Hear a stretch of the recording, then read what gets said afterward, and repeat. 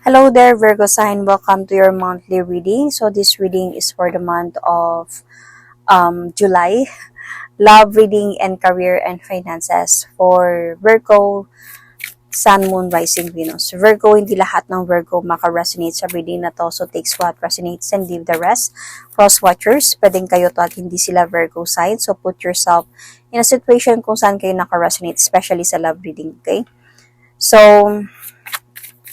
if hindi kayo naka-resonate sa reading na to, Virgo, please do check your other placements, your sun, your moon, your rising, your Venus sign, and could be also your Jupiter sign for your career and finances. So, I will going to pull an oracle card, Island Time Wellness oracle card for your situation sa love reading ninyo, Virgo. So, ano yung pwedeng mangyari this month of July sa love reading? Love life. Sunglasses. Watching, looking, stalking. So, might be this month of July, somebody is stalking you or you might be stalking somebody. So, tignan natin sa tarot card. So, Virgo, if hindi man kayo naka-resonate sa reading na to at all, please, huwag niyong pilitin na mapasa inyo to. Dahil kung hindi nyo talaga maintindihan to, at hindi nyo bet yung story, hindi kayo kampante, parang hindi kayo resonated, then hindi to para sa inyo, okay?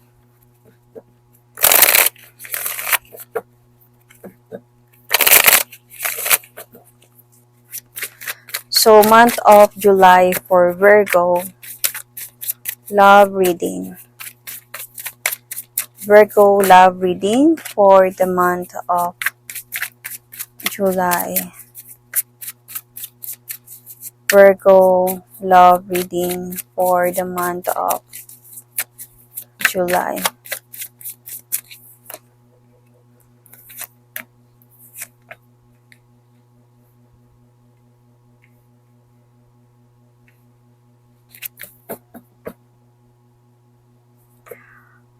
Okay. Ang nag-i-stalk sa'yo ay ex mo. This could be a Sagittarius, Aries, or Leo. Gusto niya kasing bumalik. So, kaya ini-stalk ka nito. So, itong person na to, parang nagkaroon sa kanya ng clarity nung time na naghiwalay kayo. Hindi siya naka-move on. And nagkaroon sa kanya ata ng realization na gusto kong bumalik kay Virgo. Siguro either kasal kayo nito or ikakasal kayo dapat or nagpaplano na kayo ng magpakasal. So, meron talaga kayong commitment. And, babalik siya. Babalik siya might be this month of July.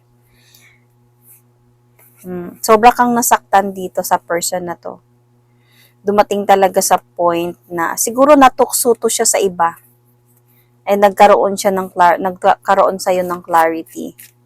Kaya siguro kayo naghiwalay. And this person, he's now stalking you. I think as a point na kung ano pang reason, other than gusto niyang bumalik, parang tinitignan niya siguro muna, parang yung sitwasyon. Kasi nakikita ko dito, medyo nakikita niya kasi sa'yo, Virgo, na okay ka na. Parang wala lang sa'yo yung mga nangyari ng ngayon. Hindi na katulad siguro before, nung may problema kayo, sobrang problemado ka din, pero parang right now, parang tanggap mo na. Dahan-dahan na, kasi nagiging brave ka na ngayon. And, siguro, etong person na to, nag-try siya na makipag-usap sa'yo. And, you show this person like, not so much attention. Kaya ini-stalk ka niya. Siguro isa na din dito na baka may iba ka na, bakit hindi ka na katulad before, hindi mo na siya na-entertain ng same as before, baka ganon. Parang okay ka na, nang umalis na lang siya, ganyan. Pero feeling ko gagawa pa din talaga siya ng way para maayos kayong dalawa. Kasi itong person na to, gusto niya talaga ng changes. Pagbabago na kasama ka. Gusto niya talaga na magkaayos kayong dalawa. Virgo. So, let's see more.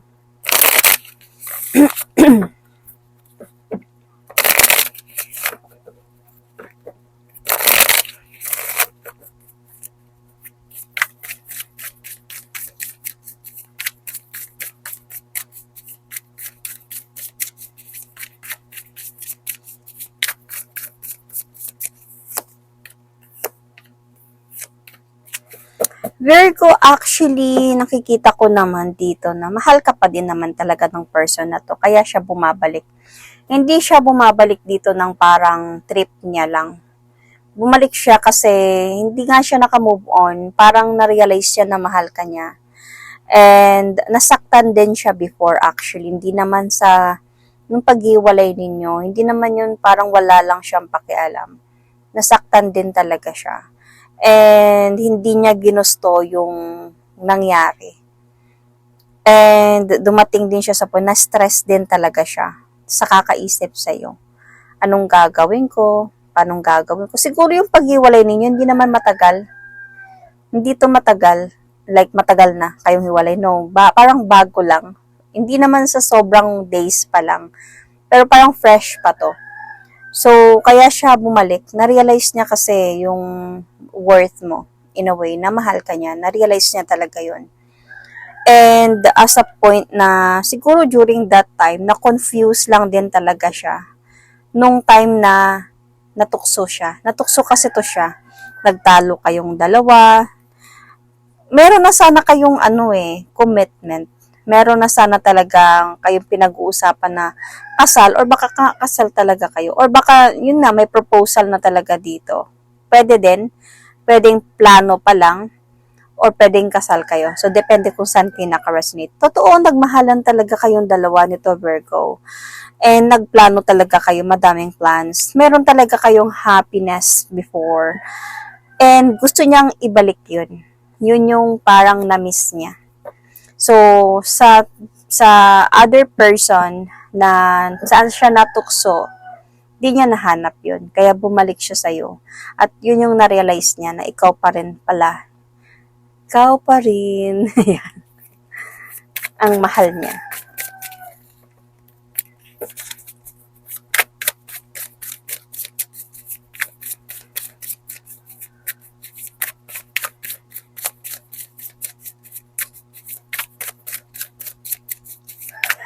So, may pumasok sa isipan ko.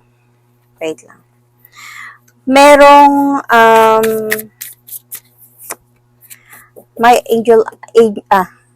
my spirit guides is giving me a message. Sabi niya, might be dito sa reading na to, naging busy ka masyado before. Kumbaga, kampante ka lang sa relasyon ninyo. Yung bang parang, okay kayo, nagmamahalan kayo, and Virgo people are very focused on their career, focus on how to to be successful, at hindi lang naman to para sa kanya, para na din sa inyong dalawa. And might be Virgo just want that person, his or her person, will support them sa ginagawa nila, kasi para yung ginagawa naman nila para sa inyong dalawa. Parang ganun, yung mga Virgo, they really love to be busy and focus on their goals. So minsan kasi sa ganun nafo-focus ka siguro sa goal mo, nafo-focus ka sa trabaho mo. Parang kampante ka lang na mahal ka niya, nagmamahalan kayo. Tapos siya pala yun, parang nakukulangan na siya, kaya natukso siya sa iba. So, yun yung binibigay na message sa akin ng spirit guides. Kaya nangyari din yung atang hiwalayan ninyo. Pero na-realize nga niya yung pagkakamali niya. So, Virgo, I think it happens na. The outcome here kasi parang you will not accept this offer anymore. Masasaktan siya, actually. Masasaktan siya sa mangyayari. You are going to give this person silent treatment. I think after mo siguro sabihin sa kanya to, mag-silent treatment ka. Kasi parang okay ka na kung nasaan ka ngayon. Focus ka sa career mo, sa buhay mo. Honestly, madidisappoint siya na malulungkot siya at hindi niya to ikakatulog sa gabi thinking about na this person is hoping na magkabalikan pa kayong dalawa. Nag-hope talaga siya. Kasi ang ganda ng pinagsamahan ninyong dalawa. So, darating kasi yung araw parang magiging cold yung connection ninyo, empty. Mag-aantay pa din talaga to siya. Mag-aantay pa din siya na baka pagbibigyan mo pa siya, baka magbabago yung isipan mo. So, on your part kasi parang feeling ko you're not sure na magkakaayos pa kayong dalawa. Pero feeling ko may communication pa man na mangyayari. Siguro, may communication pa na mangyayari. Pero mahal mo naman to siya, Virgo. Mahal mo siya. Kaya lang, parang on your part kasi you wanted to heal na eh. Parang ayaw mo nang ma-disappoint pa. Parang for you is like, okay na nag-uusap tayo. Okay na tayo. Pero hindi na siguro yung magkabalikan pa. Yun. So, Virgo, you might be dealing with a Leo, Gemini, might be with the same Virgo. You might have Aries, Aquarius, Aries, Sagittarius, Leo in your chart, or might be Aquarius, na-mention ko yung Aquarius. So, I can see here also, yeah, Libra, Gemini, Aquarius. So, Sun, Moon, Rising, Venus. So, tignan natin yung inyong career and finances.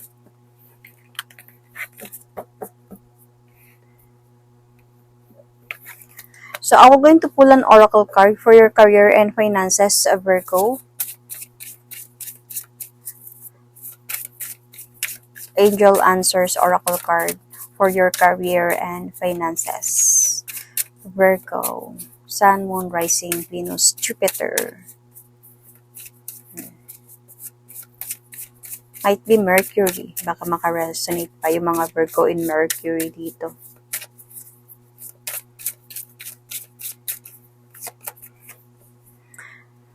A year from now. So, hindi pa to sa July. Kasi sabi nga, a year from now. So, tignan natin.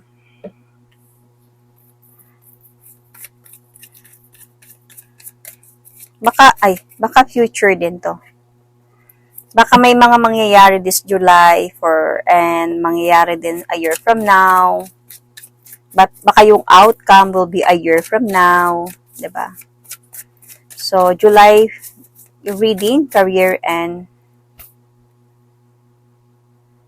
finances. Parang feather.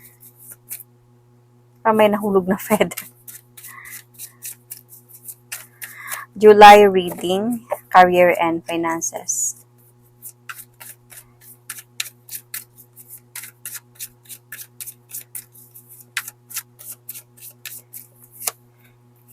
Virgo. Wow, a great changes, Virgo. Travel din ang nakikita ko dito, some of you. Some of you, opportunity for great changes sa buhay ninyo. So, baka travel, nandito yung the world card. The world card could consider travel. And the Three of Wands, parang nag-iisip ng malayo. So, nag-iisip na kung anong magiging decision could be also dito. So, might be this month of July is the opportunity na dadating. And I think this is a great opportunity kasi parang malaking sahod to. Depende sa'yo yung decision eh. I can see here a decision. And a good news. This is really a great opportunity. Another travel card. May mag-o-offer sa'yo ng great opportunity, could be travel. Hindi ko lang, business ba to? Ano man to, basta maganda yung opportunity na to. Pwede naman siya abroad, pwede din naman siya na travel lang sa lugar ninyo, sa Pilipinas lang, na malayo lang sa lugar ninyo. Pwedeng Luzon to Visayas, ganyan. Basta may travel na mangyayari.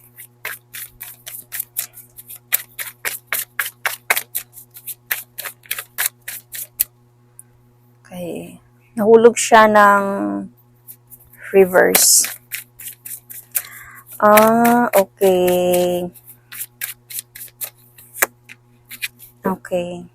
So, Virgo, parang on your part, itong opportunity na to, maganda naman talaga siya, pero parang ang nakukuha ko dito is hindi mo siya gamay. Kumbaga, hindi ka pa naka-experience. Kumbaga, hindi mo alam kung anong hahantungan mo dito. Parang hindi ka excited dahil hindi mo linyada yung opportunity na to. So, might be this is a very new thing sa'yo. So, wala kang idea kung ano yung mangyayari, anong gagawin mo, paano ba trabahuin to. And hindi ka actually masaya kahit pa siguro sabihin na malaking sahod to, maganda to, eto, offer ko sa'yo, ganyan. Nag-iisip ka dito. Kaya nga hindi ka pa nakapag-decide, di ba kanina sa Three of Wands. Hindi ka pa nakapag-decide, nag-iisip, malalim talaga iniisip mo. And feeling ko this month of July, you will not accept the offer. Kasi hindi ka pa ready. And hindi ka feeling like inspired dito sa magiging trabahong ito. Ano man to depende kung ano man. So parang nagdadalawang isip ka pa. And though yeah, it's really a great job. Hindi naman siya fake, hindi naman siya scam whatsoever. Ang sayo lang, I think meron kang pagpipilian dito eh. This is either your job or this new job. So, hindi ka sure. And might itong a year from now, dito ka pa siguro magde-decide. Kaya nangyari yung a year from now. Siguro dito ka makapag-decide na, okay, ready na ako. Kasi papatulan ko na yung trabahong yan. Kasi pinag-aralan ko na yan. Ganyan. Siguro, might be. Siguro, para sa'yo, hindi ko muna tanggapin yung offer na to kasi hindi ko talaga alam kung magiging masaya ba ako dito kasi hindi ko alam kung paano siya patakbuhin. Pag-aralan ko muna siguro talaga. So, might be a year from now, okay na, napag-aralan mo na-study mo na siya whatsoever, and ready ka na to accept the offer. Or kung meron pa man. I think meron pa man siguro.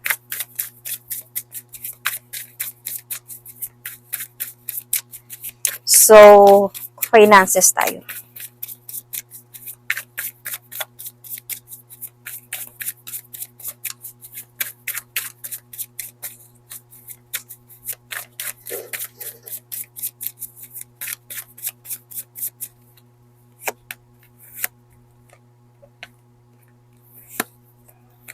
Sa finances naman,